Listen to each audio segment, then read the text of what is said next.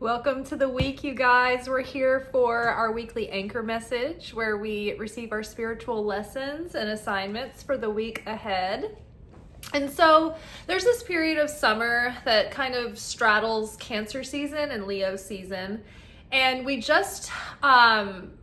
been in the 3 weeks, the 3 difficult weeks, and we're also crossing into a period called the 9 days of Av, which is the 9 days of Leo, because on the 9th day of Leo, which means the first day of Leo would be occurring on the Leo new moon, which according to the Kabbalistic calendar, this coming new moon is the Leo new moon because it begins the month of Leo, the lunar cycle of Leo, whereas the Gregorian calendar has this as the Cancer new moon. So just to establish that.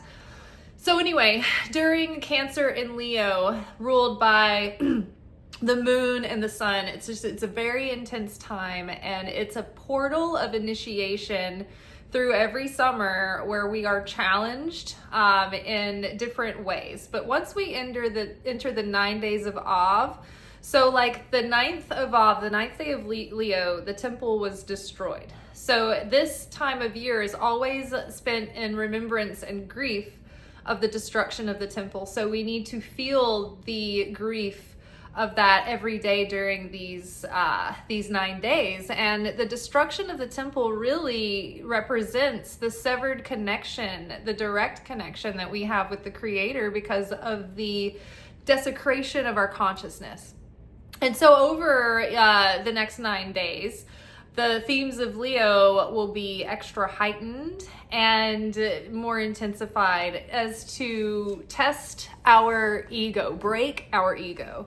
And if we can go through these difficult days and try to take feedback from everywhere, even if the source of it is unfair and way off base, if we can just see everything as a universal message to be decoded and receive it with humility. You don't have to necessarily draw to the conclusion that, oh yes, this message is true, but the key is that you maintain the humility, the vestment of humility through the week. So remember that the Creator could be sending you helpful messages that will help allow the facilitation of your growth and transformation and the deconstruction of your ego's deceptions.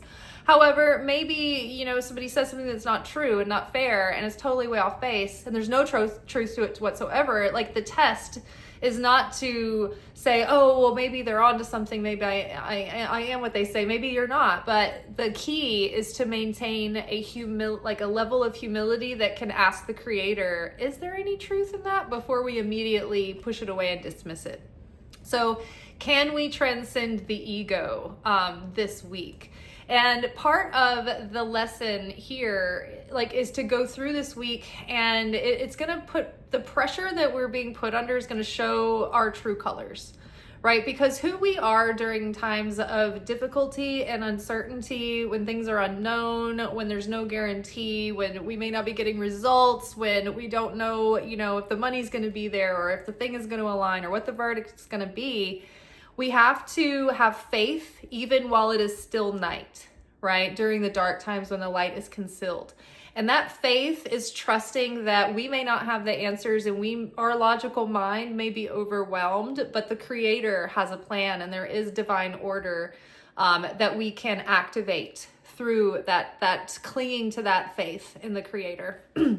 And during this time, we get to embody the lived experience of the gnosis, of the revelation that has been revealed within us over the course of our spiritual journey and our soul's progression and the lessons that we've learned through life. It's like it's time to embody that transformation and that elevation and bring that level of strength and courage and strengthen the Creator. But not only that, when we focus on wanting to keep our connection strong with the Creator, all we care about is that we maintain a certain essence, a certain frequency that bears affinity with the energy and essence of the Creator so that we can stay in vibrational union.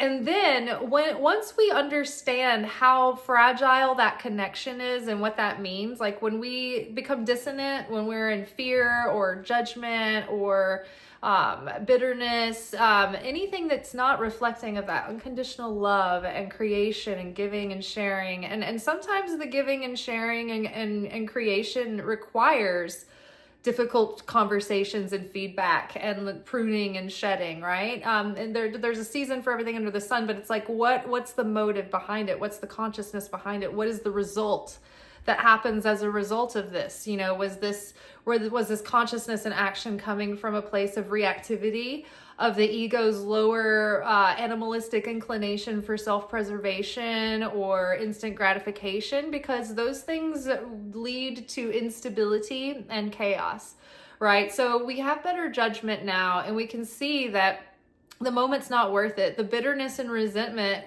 makes us feel like shit, and there's no payoff, right? It makes our ego feel justified in the moment, but where does that get us?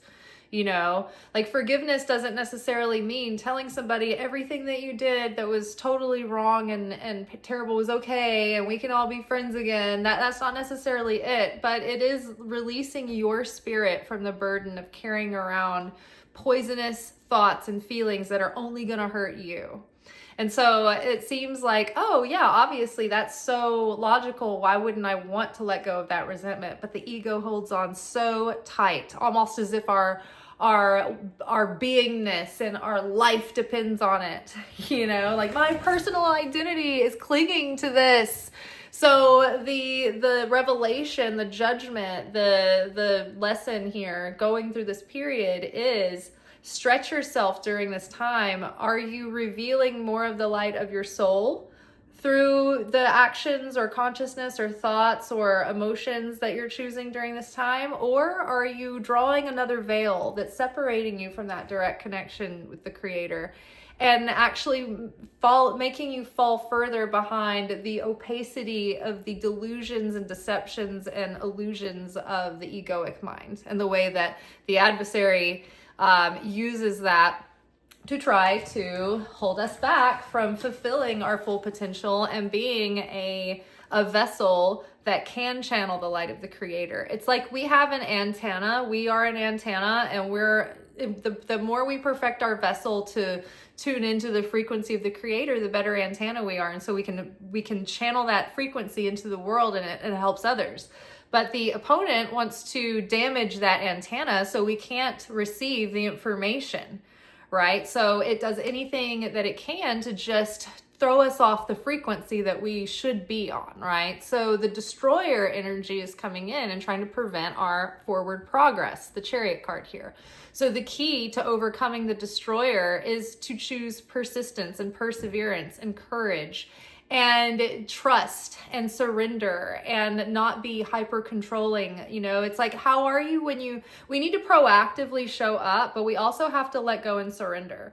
And so what that looks like is when you're moving through your day, are you neurotic and clinging to trying to control everything because you're fearful? Or can you move in trust? Can you take those same actions but do it in a more relaxed and fluid and easeful manner, trusting that the Creator is present through this process?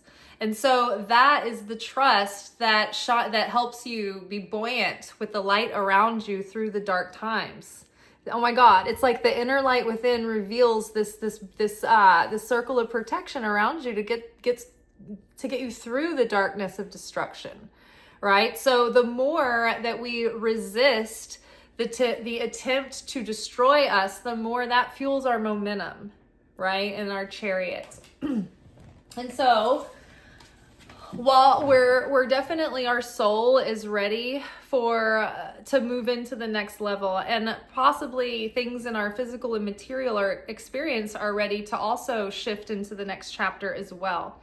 So as we're walking down this path, 8 of Cups, moving towards something more with deeper meaning and more fulfilling, and walking away from things that have no fulfillment anymore, no real value, we are kind of going into, we're being called by the hero's call to adventure again, to go into the dark woods. We don't know what lies ahead. It's very shadowy. Nothing is certain. We might have to carve our own path, but we know we're headed to something with greater purpose and greater meaning. We know we're being called there. So as you're traversing the path,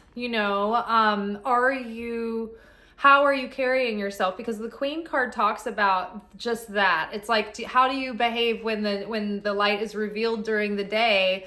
When, not like literally during the day, but the day represents like when things are sweet, when things are good, when you feel like there's results and you feel blessed and you feel like there's flow and harmony and abundance. But night is when the light is concealed. And so those are times of trial and testing and uncertainty. And so it's like, how do we rule? How do we allow our soul to be channels of this light in this world, right? The feminine is the soul and our internal identity, and the masculine, the king, is like our external, how we show up in the external, in the physical, the material. So how are we allowing our soul to be a vessel to channel through the light? Are we channeling through darkness and chaos because we're under the pressure, and so we become that evil queen, that maleficent queen who's controlling and tyrannical and dark and vengeful?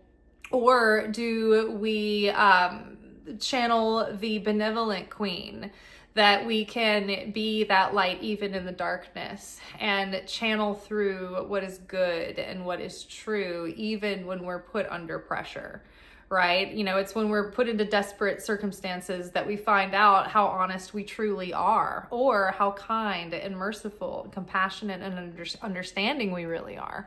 So again, this is another level of the game, another level of the test. So as the pressure is on, can you not take things personally and allow your ego to be broken this week? Pretend you're Eckhart Tolle this week. Gentle spirit. Nothing is gonna ruffle your feathers. All right, and you can even be even more open-hearted and listen with even more humility and be open to feedback and criticism. Even if it's totally wrong, you can take it with a grain of salt, right? What if you're meant to overcome your shyness and use your voice, and then some troll tells you that you're stupid and makes you feel worthless, like you don't have anything to share or give? Are you going to let them silence you? You're going to take that with a grain of salt and be like, all right, well, I'm going to step up my game and I'm going to keep working hard, but this person is not going to make me feel less than or inferior in any way, because I'm here to be truly of service. Right? And I'm here as an instrument of the Creator. And I'm here because the Creator says so, not because Chuck thinks that, I'm spouting word salad, is what one of my trolls said to me once, Another troll was like, do your hair. I was like, do your mom. I don't care if my hair looks perfect when I come on camera. And that allows me to show up every day. So don't watch, But no, this week, okay, maybe I will do my hair a little bit and maybe that'll help me get more views, but it's not going to define my worth. It's not going to define my value. I'm not going to get, it's not going to make me feel differently about myself. I'm just going to laugh it off and be like, oh, okay, good. Thank you. I'll put that in the comment box. Right? But really, if we could be really open, Moses and Aaron, even though Korah was way off base and he was, saying like, oh, this is nepotism, you're just giving him the job as high priest because he's your brother. It should really come to me. I'm more qualified. Like, Moses and Aaron knew God told them to make Aaron the high priest, but even they were like, they fell on their face. They're like, God, were we wrong? Like, is Korah right? And even though Korah was dead wrong, they were still willing to be wrong, right? Like scientists, they are not so clinging to their truth that they're going to let advancement be stagnated because they don't want new discoveries to prove their former discoveries wrong. They're always curious and looking for reasons why their former estimations were wrong. Right? Because that's what pushes forward advancements and broadens our understanding and our knowledge. It's because we keep probing, not we just take it for what it is and leave it at that, right? So, and think about other things that applies to as well, right? Say, for instance, Hebraic exegesis is all about probing the material and discussing and debating potential interpretations, and qualifying those against other references and allusions into, the scripture. And so they don't just leave it at one level of understanding, so the deeper, they show that curiosity, and they probe, and they search, and they discover more, right? All right, that is all for today. I will see y'all tomorrow for our weekly manifestation oracle message. Until then, peace. Ciao. This week offers us an opportunity to allow our ego to be broken so that we might be free of its illusions, deceptions, traps, and attempts to destroy our connection to the Creator, and our capacity as a vessel to channel God's light into this world. The deeper we value our connection to the Creator, the less appealing the ego's temptations become.